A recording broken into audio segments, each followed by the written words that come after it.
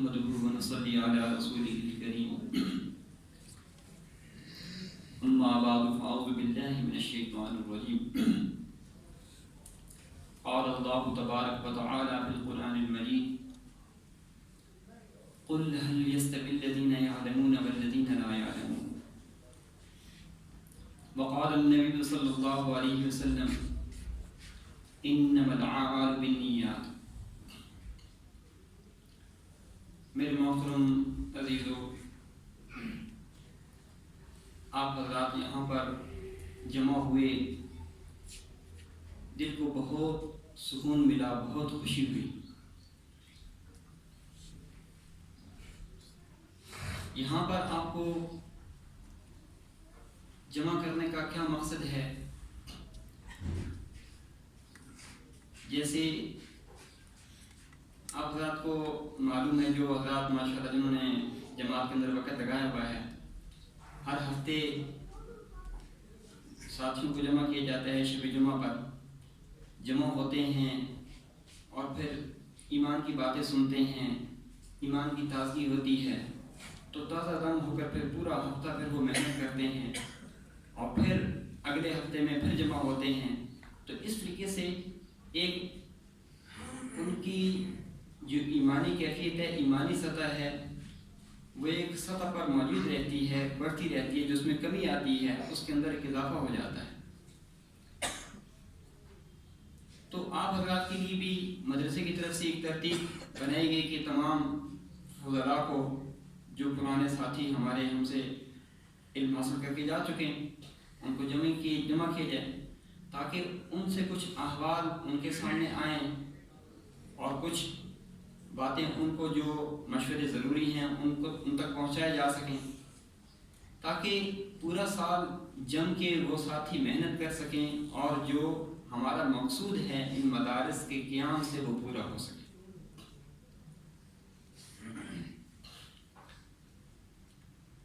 تو ماشاءاللہ یہ جو آپ کا مال علمی ہے، اس کے ساتھ جتنا آپ لوگوں کا تعلق ہوگا، اتنا ہی اللہ پاک کی آپ لوگوں کے ساتھ مدد شامل حال ہوگی۔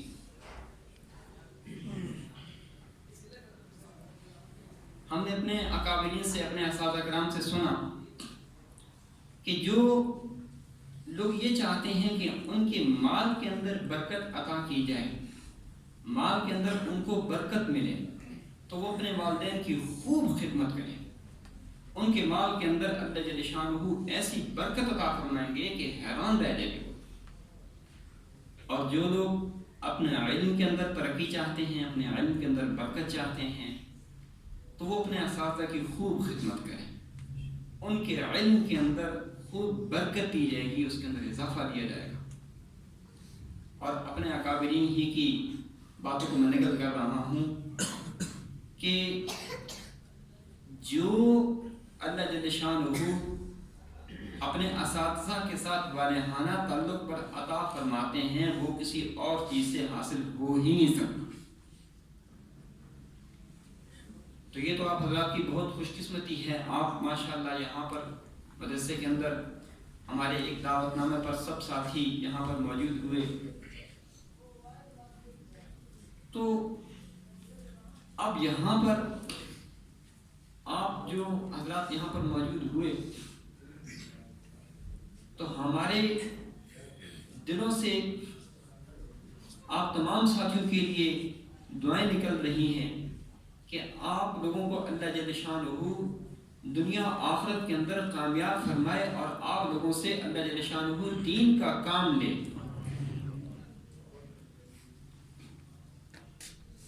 اب جو ساتھی یہاں سے علم حاصل کر کے گئے ہیں، اب ان میں سے جو بھی اپنے مقام پہ، اپنی جگہ میں پہنچ کر دین کی محنت کے اندر لگے ہوئے ہیں،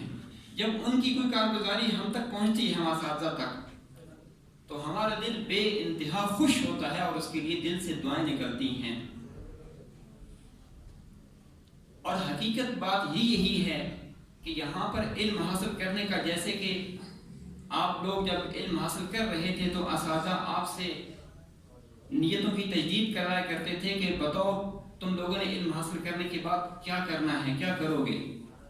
تو آپ حضرات اسی بات کی تجدید کیا کرتے تھے، اسی بات کو ذکر کیا کرتے تھے کہ ہم یہاں سے فارغ ہونے کے بعد دین کی محنت کے اندر لگیں گے، دین کا کام کریں گے۔ تو جو طلباء کرام، علماء کرام اس وقت دین کی محنت کے اندر لگے ہوئے ہیں، دین کی محنت کر رہے ہیں، تو وہ اپنے اس علم کے حاصل کرنے کا حق ادا کر رہے ہیں، اور جو اپنے دوسری مصروفیات کے اندر لگ گئے، اس علم کی مصروفیات کو چھوڑ دیا انہوں نے، تو انہوں نے دوسرے الفاظ میں کہا جائے کہ جو اس علم کا حق تھا وہ حق صحیح طور سے ادا نہیں کیا۔ میرے عزیزو، ایک بات کھل کر آپ حضرات کے سامنے عرض کرتا ہوں کہ یہاں پر علم حاصل کرنے کے بعد اب بھی اگر ہمارے دلوں کے اندر یہ یقین نہ آئے کہ اللہ جل شانہ ہمیں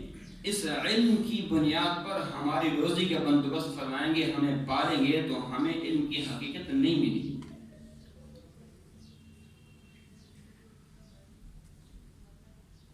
ہم یہاں سے فارغ ہونے کے بعد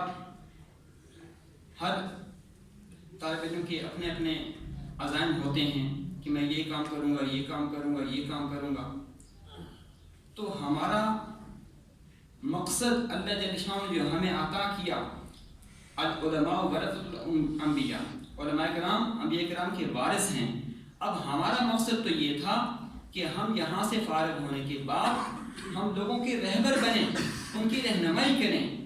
لوگ تو العوام کالانعام، وہ تو چوپاؤں کی طرح ہیں، جہاں ان کو جس طرف لگایا جائے گا وہ اس طرف لگ پڑیں گے۔ اب اگر ہم اس معاملے میں کوتاہی کر رہے ہیں تو ہم عند اللہ مجرم ہوں گے۔ اب آپ حضرات حاضرہ آپ حضرات کے سامنے ہیں، ماشاءاللہ آپ لوگ عوام کے اندر گھوم پھر رہے ہیں، آپ کو سب باتیں معلوم ہیں کہ باطل کس تیزی کے ساتھ پھیل رہا ہے، اور لوگ کس قدر باطل نظریات کو تیزی کے ساتھ پھیلا رہے ہیں، اور کس قدر لوگ اپنے صحیح عقائد کو چھوڑ کر گمراہ عقائد کو اختیار کر رہے ہیں۔ کتنے لوگ ایسے ہیں جو کہ شیعہ ہو چکے، کتنے ایسے لوگ ہیں جو قادیانی ہو چکے۔ اب میرے عزیز و دوستو، آپ خود بتائیں کہ اگر ہم اپنے محلوں میں، اپنے علاقوں میں، اپنے دیہاتوں میں اگر محنت نہیں کریں گے تو پھر کیا ہوگا؟ یہ گمراہی کا سیلاب ایسا امڑ چکا ہے، ایسا سیلاب آ چکا ہے کہ جو ہمیں بھی لے ڈوبے گا۔ ایک وقت آئے گا کہ یہ سیلاب صرف انہی تک یعنی بند نہیں رہے گا، اس سیلاب کے اندر ہم بھی بہہ جائیں گے۔ اگر ہم نے آج اس سیلاب کو روکنے کی کوشش نہ کی، ہم اپنی ذمہ داری کو پہچانیں کہ ہم کس ذمہ داری پر ہم اس وقت فائز ہیں۔ ہم نے علم حاصل کر لیا تو اب ہمارا کیا کام ہے، ہم نے کس کام کے اندر لگنا ہے۔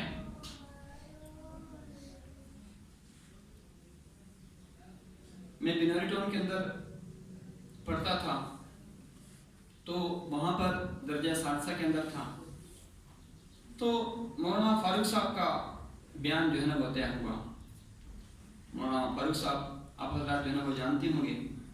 اس وقت مدینہ منورہ اور مکہ معظمہ کے امیر ہیں۔ جتنا بھی وہاں پر دین کی محنت ہو رہی ہے، دین کا کام ہو رہا ہے، اس کے وہ امیر ہیں۔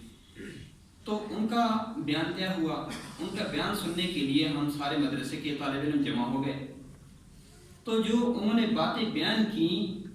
تفسیر ہم پڑھ رہے تھے، قرآن کی باتیں ہمارے سامنے تھیں، لیکن جو باتیں، جو نکات تفسیر کے انہوں نے بیان کیے اس اپنے بیان کے اندر، وہ میں نے کہیں نہ سنے، نہ کبھی جو ہے نا وہ ان کا تذکرہ ہوا۔ ایسی باتیں انہوں نے قرآن کی کھولی کہ میں خود حیران رہ گیا، اور صرف میں ہی نہیں کہ ہمارے ساتھ جو بیٹھے ہوئے اور جو بڑے درجوں کے طلباء تھے اور خود اساتذہ کرام بھی، کہ جو باتیں حضرت نے بیان فرمائی ہیں وہ ہم نے نہ کبھی کسی تفسیر میں پڑھی، نہ کبھی سنی۔ ایسی باتیں قرآن کی اللہ پاک نے ان کے اوپر منکشف کی، اور ان کی بات میں عرض کرتا ہوں آپ حضرت کے سامنے کہ جس وقت دورہ حدیث کا امتحان دیا تو ساری کتابوں کے اندر فیل ہو گئے، ساری کتابوں میں فیل ہو گئے۔ حضرت بناری رحمۃ اللہ کے پاس حاضر خدمت ہوئے اور آ کر جو ہے نا وہ اپنے آپ کو پیش کر دیا، حضرت میں تو اخلاص کے ساتھ دین کے علم کے لیے اپنے آپ کو فارغ کیا، لیکن اب نتیجہ یہ آیا کہ میں تمام کتابوں میں فیل ہو گیا۔ حضرت اب آپ جو فرماتے ہیں میں کرنے کے لیے تیار، میں تو اپنے آپ کو دین کے لیے وقف کر دیا ہے۔ حضرت نے فرمایا جاؤ جماعت کے اندر سال لگاؤ، تو حضرت کی تشکیل پر جماعت کے اندر سال لگایا، سال لگایا، اخلاص تھا، اساتذہ کرام کے ساتھ والہانہ تعلق تھا، ایک محبت تھی اور ایک عشق تھا کہ اللہ پاک مجھ سے دین کی محنت کا کام لے، دین کی محنت اللہ پاک مجھ سے جو ہے وہ لے لے۔ تو اللہ جل شانہ نے اس عشق پر، اس طلب پر اللہ پاک نے اتنا نوازا کہ اللہ جل شانہ نے مکہ مکرمہ اور مدینہ منورہ کے اندر جو اس وقت تبلیغ کی محنت ہو رہی ہے اس کا امیر بنا دیا۔ یہ ہے اخلاص۔ جب انسان اپنے آپ کو اخلاص کے ساتھ پیش کر دیتا ہے تو اللہ جل شانہ پھر اس سے دین کی محنت لیتے ہیں، دین کا کام اس سے لیتے ہیں۔ تو میرے عزیزو، ہم اپنے آپ کو اللہ کے سامنے پیش کر دیں اور اخلاص کے ساتھ پیش کر دیں اور اپنے آپ کو کچھ بھی نہ سمجھیں، اپنے آپ کو انتہائی کم تر جانتے ہوئے اپنے آپ کو اللہ کے سامنے پیش کرنے کہ یا اللہ میں دین کی محنت کرنے کے لیے تیار ہوں۔ اور آپ حضرات کے سامنے کھلا میدان ہے، کتنی ایسی جگہیں ہیں جہاں پر دین کی محنت کرنے کی ضرورت ہے۔ آپ جس بھی شعبے کے اندر موجود ہیں، جس شعبے کے اندر بھی موجود ہیں، اس شعبے کے اندر رہتے ہوئے آپ بے پناہ دین کی خدمت کر سکتے ہیں، لیکن صرف ہمارے سوچنے کی اور ایک غور کرنے کی بات ہے کہ ہم دین کو کتنی اہمیت دیتے ہیں اور دین کی اس نظر سے ہم اپنی زندگی کو گزار رہے ہیں کہ میں دین کا داعی ہوں یا میں ایک عام لوگوں کی طرح ایک عام آدمی ہوں۔ آپ اپنی حیثیت کو پہچانیں کہ آپ نے علم حاصل کرنے کے بعد آپ ایک عام آدمی نہیں رہے، اب آپ کے اوپر بہت بڑا بوجھ ہے آپ کے کندھوں پر۔ آپ پوری امت کو سامنے رکھ کر چلیں کہ میرے اوپر پوری امت کا بوجھ ہے کہ میں نے پوری امت کے اندر جانا ہے، اس کے اندر محنت کرنی ہے جتنی میرے اندر ہمت طاقت ہے۔ اور ہمارے ایک ساتھی ہیں آزاد کشمیر کے پرندری کے، تو ان سے میری جو ہے وہ ملاقات ہوئی، کچھ عرصہ پہلے جو ہے وہ فارغ ہوئے، تو انہوں نے مجھے ایک کتاب کا حوالہ دیا اور کہا کہ اس کتاب کے اندر میں نے ایک دعا پڑھی، اور وہ دعا میں آپ حضرات کے سامنے جو ہے نا وہ ابھی ذکر کرتا ہوں کہ یہ دعا جو ساتھی اس دعا کا اہتمام کرے گا اللہ جل شانہ اس کو ابدال کے اندر داخل فرمائے۔ ایسی قیمتی دعا، میں نے کہا حضرت وہ ضرور دعا فرمائیں، کون سی دعا ہے؟ تو انہوں نے دعا ذکر کی، 3 جملے ہیں، اور اس کو کثرت کے ساتھ جو ہے وہ ماننا ہے، اس کو کثرت کے ساتھ ماننا ہے۔ اب اس دعا کا سارا جو یعنی لب لباب ہے وہ میں ذکر کرنا چاہتا ہوں کہ اس دعا کے اندر آخر کیا ایسی خاص بات ہے جس کی وجہ سے انسان ابدال کے درجے پر پہنچ جائے۔ 3 جملے ہیں، اللہم ارحم امت محمد صلی اللہ علیہ وسلم، اللہم انصر امت محمد صلی اللہ علیہ وسلم، اللہم اغفر امت محمد صلی اللہ علیہ وسلم۔ یہ 3 جملے ہیں اور بہت آسان، لیکن ان جملوں کے اندر آپ سب حضرات کو اس کا ترجمہ معلوم ہو گیا ہوگا کہ کیا اس کا مطلب ہے، کیا مفہوم ہے۔ اے اللہ امت محمد کی مدد فرما، امت محمد کی مغفرت فرما، امت محمد پر رحم فرما۔ امت کا غم یہ ایک ایسی چیز ہے کہ جو انسان کو درجہ عطا تک پہنچا دے۔ تو میرے عزیزو، اس وقت اس بات کی ضرورت ہے کہ ہمارے اندر وہ کڑن پیدا ہو جائے، وہ درد اور غم پیدا ہو جائے جو نبی پاک علیہ السلام کے سینے مبارک کے اندر تھی، حضرات صحابہ کرام کے سینوں کے اندر تھی، جس نے ان کو اپنی جگہوں پر بیٹھنے نہیں دیا اور وہ دین کی محنت کو لے کر پھر پوری دنیا کے اندر پھیلے، ہر جگہ پر پہنچے، اپنے آپ کو وقف کیا۔ اب اگر ہم علم حاصل کرنے کے بعد اگر ہم اپنے معاش میں اگر ہم یعنی متفکر ہیں اور اس بارے میں ہم سوچ رہے ہیں کہ ہمارا بس یہ جو موت تک کی جو زندگی ہے یہ ہماری کیسے بن جائے اور ہمارا گزر بسر آسانی کے ساتھ ہو جائے، تو ہم نے علم کو حاصل ہی نہیں کیا، علم کی ہم گہرائی تک پہنچے ہی نہیں۔ ہم علم کو حاصل کرنے کے بعد تو ہمیں اللہ کی ذات پر ایسا یقین ہو جانا چاہیے کہ اللہ پاک مجھے اس علم کی برکت سے اب مجھے میرے تمام کاموں کو بنائیں گے، میں صرف اللہ کی دین کے لیے وقف ہوں، میں نے دین کی محنت کرنی ہے، دین کا کام کرنا ہے۔ اور ہم اپنے آپ، ہم میں سے ہر ساتھی اپنا محاسبہ کرے کہ ہم علماء حق میں سے ہیں یا علماء سو میں سے۔ کہیں ایسا تو نہیں کہ لوگ ہمیں دیکھ کر یہ کہتے ہوں کہ یہ دیکھو جی یہ مولوی ہیں، یہ علماء کرام ہیں، یہ ایسے مولوی ہوتے ہیں کہ جنہوں نے لوگوں کو گمراہی کے اندر ڈال دیا۔ ہم اپنا محاسبہ کریں کہ ہماری جو شخصیت ہے، ہمارا جو کردار ہے وہ لوگوں کے اندر، عوام کے اندر کیسا ہے؟ لوگ ہمیں دیکھ کر ہدایت حاصل کر رہے ہیں یا ہمیں گمراہ ہو رہے ہیں ہمیں دیکھ کر؟ بہت بڑی ذمہ داری پر ہم اپنی ذمہ داری کو پہچانیں، ہم اپنے رتبے کو پہچانیں، ہم خدا اٹھیں، ہم سوچیں کہ ہم کیا کر رہے ہیں۔ ہمارے اندر اخلاص، للہیت، وہ صفات جو صفات ہمارے اندر ہونی چاہیے تھی وہ صفات موجود ہیں یا نہیں، ان کو اپنے اندر پیدا کرنے کی کوشش کریں اور اللہ پاک سے مانگیں۔ بغیر اللہ سے مانگے یہ چیز نہیں مل سکتی میرے عزیزوں، اللہ سے مانگنا پڑے گا اور خوب مانگے، راتوں کو تہجدوں میں اٹھ کر مانگے، اللہ پاک سے اپنے آپ کو قبول کرائیں تو اللہ جل شانہ دینے مانگنے والے کو اللہ پاک جو ہے وہ عطا فرماتے ہیں۔ جو اس دروازے کو کھٹکھٹاتا ہے اس کے لیے دروازہ کھلتا ہے، پکی بات ہے، لیکن ہم اللہ پاک کے سامنے اپنے آپ کو پیش تو کریں، یا باری تعالیٰ میں اس دین کی محنت کرنے کے لیے تیار ہوں، مجھ سے کام لے لیں۔ اور جس صدقے دل سے مانگتا ہے، اخلاص نیت کے ساتھ مانگتا ہے، اللہ جل شانہ اس کو قبول فرماتے ہیں۔ اب آپ خود دیکھیں اس مدرسے کے جو احوال ہیں آپ حضرات کے سامنے ہیں۔ حضرت محتم صاحب جس وقت یہاں پر محنت شروع کی تو کیا احوال تھے؟ کچھ بھی نہیں تھا، جنگل، صرف جنگل، اور اپنے علاقے کے اندر اپنے بڑوں کی تشکیل پر یہاں پر کام کرنا شروع کر دیا، محنت کرنا شروع کر دی، اور کتنے سالوں محنت کرتے کرتے کرتے کرتے کرتے یہ مدرسہ بنا اور پھر کس کے حلق پہنچا، اور کتنے ماشاءاللہ اس مدرسے سے طلباء فارغ ہو رہے ہیں اور اس کا فیض جو ہے وہ لوگوں تک پہنچ رہا ہے۔ اللہ پاک ان سے دین کا کام لے رہے ہیں، دین کی محنت کے لیے ان کو قبول کیا ہوا۔ کیا تھا کہ اپنے آپ کو وقف کیا، بس اپنے آپ کو وقف کر دیا تو اللہ پاک نے ان سے دین کی محنت کا کام لیا۔ تو اگر آپ حضرات بھی اپنے آپ کو وقف کریں گے تو اللہ جل شانہ آپ لوگوں سے دین کا کام لیں گے، اور پکی بات ہے دین کی محنت کے لیے آپ کو اللہ پاک جو ہے وہ قبول فرمائیں گے، لیکن اخلاص شرط ہے، اللہ پاک سے مانگنا شرط ہے، اپنے آپ کو اللہ پاک سے قبول کریں۔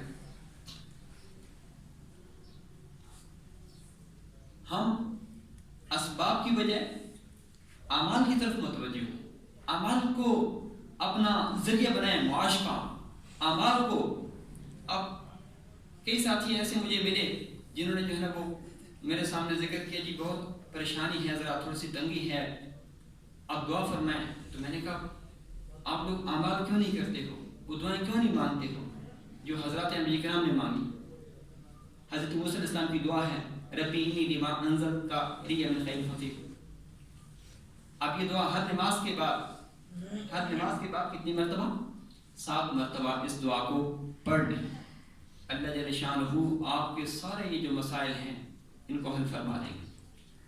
حضرت موسیٰ علیہ السلام نے اس دعا کو مانگا، 10 سال کی روزی کا بندوبست ہو گیا، 10 سال کی روزی کا بندوبست ہوا، اور نبی کی بیٹی کے ساتھ اللہ پاک نے جو ہے نا نکاح کروا دیا۔ اور اکابرین ہی کی جو مجربات ہیں ان میں سے چھوٹا سا میں نقل کرتا ہوں تاکہ آپ حضرات کو فائدہ ہو، کہ جو آدمی جمعے کی نماز کے بعد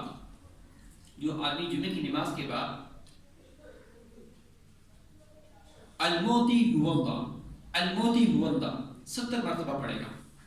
الموتی هو اللہ 70 مرتبہ پڑھے گا، اول آخر درود پاک 7 مرتبہ، کوئی سا درود پاک پڑھ لیں، اور پھر اس کے بعد اللہم اکفنی 70 مرتبہ پڑھ لے گا۔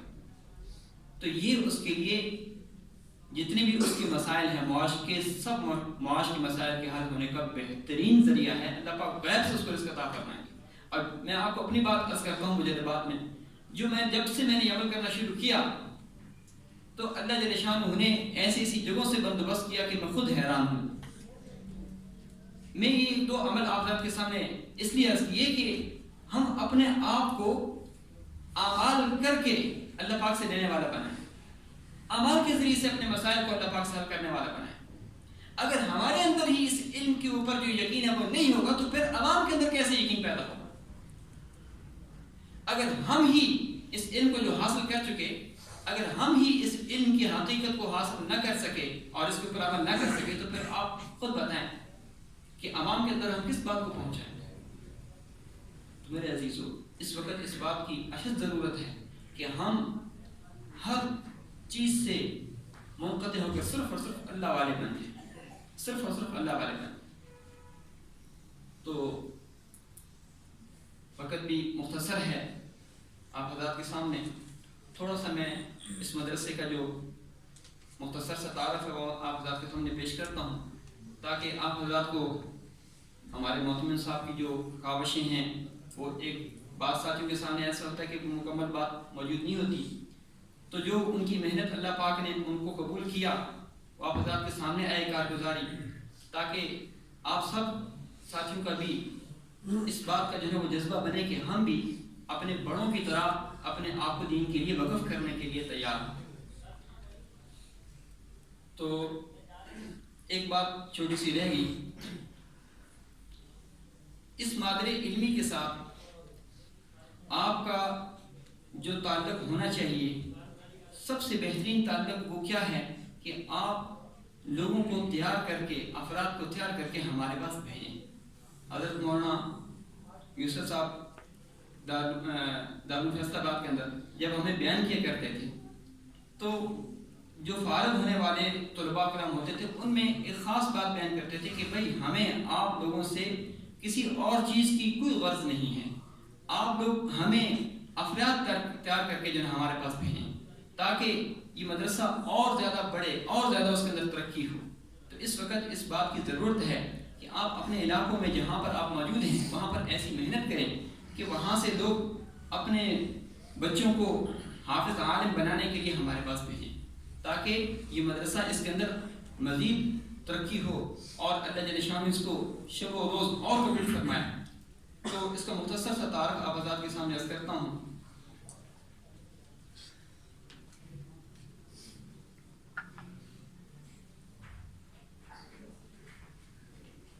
اس کا جو سگ بنیاد مدرسے کا جو رکھا گیا وہ 24 مئی سن 1994 12 محرم الحرام کو رکھا گیا، اور اس مدرسے کے اندر 25 سال سے شعبہ حفظ، تجوید اور درس نظامی میں یہ مدرسہ اپنی خدمت پیش کر رہا ہے، الحمدللہ ثم الحمدللہ۔ اور اب تک اس مدرسے کے اندر سے 250 طلباء کرام قرآن پاک کو حفظ کر کے جا چکے ہیں، اور جو علم تجوید حاصل کر چکے ہیں ان خوش نصیب طلباء کی تعداد 90 ہے، اور درس نظامی جو مکمل کر کے جا چکے ہیں تقریباً 60 طلباء کرام جو یہاں سے درس نظامی مکمل کر کے جا چکے ہیں ان کی تعداد۔ اور اس کے علاوہ اس وقت اس سال دارالعلوم میں شعبہ حفظ و کتب کے اندر تعلیم حاصل کرنے والے جو کل طلباء ہیں وہ تقریباً 300 کے قریب ہیں، 300 کے قریب اس وقت طلباء کرام اس مدرسے کے اندر شعبہ حفظ و درس نظامی کے اندر جو ہے وہ پڑھ رہے ہیں، اور ان کی خدمت کے اندر جو اساتذہ کرام لگے ہوئے ہیں تقریباً جو دیگر جو عملہ ہے وہ کل 40 ان کی تعداد ہے، 40 احباب، اساتذہ کرام اور دیگر عملہ وہ ان کی خدمات میں مصروف ہے۔ اور اس میں آپ حضرات کی دعاؤں کے ساتھ یہ مدرسہ چل رہا ہے اور اللہ پاک اس کو چلا رہے ہیں، اور یہاں پر تقریباً ہر مہینے کا جو خرچ ہے، اب انسان کے تو بس میں کچھ بھی نہیں ہے، ہم تو صرف جو ہے وہ صرف سوچ سکتے ہیں ایک یعنی جو گھر کو چلانا ہے، جو گھر کو چلانے والے ہیں ان کے لیے گھر کو چلانا کتنا مشکل ہوتا ہے، اور اتنا بڑا مدرسے کا جو نظام چل رہا ہے یہ صرف اور صرف اللہ کے چاہنے سے چل رہا ہے، اللہ پاک براہ راست اس کو اپنے خزانہ گھر سے چلا رہے ہیں۔ اب یہ میں پڑھ کے حیران ہوتا ہوں، یہ سن کر حیران ہوتا ہوں کہ اتنی بڑی مقدار میں یہ جو اللہ جل شانہ مدد فرما رہے ہیں، یعنی ماہانہ جو خرچ ہے وہ اس وقت 7.5 لاکھ روپے، جو سالہ خرچ ہے وہ 90 لاکھ روپے سالہ خرچ ہے اس مدرسے کا، اور جو ماہانہ خرچ ہے وہ 7,000 نہیں، اس میں جو ماہانہ خرچ لکھا گیا وہ ہے 70,000 روپے تقریباً جو ہے وہ لکھا ہوگا، یہ اس کا ماہانہ خرچ ہے۔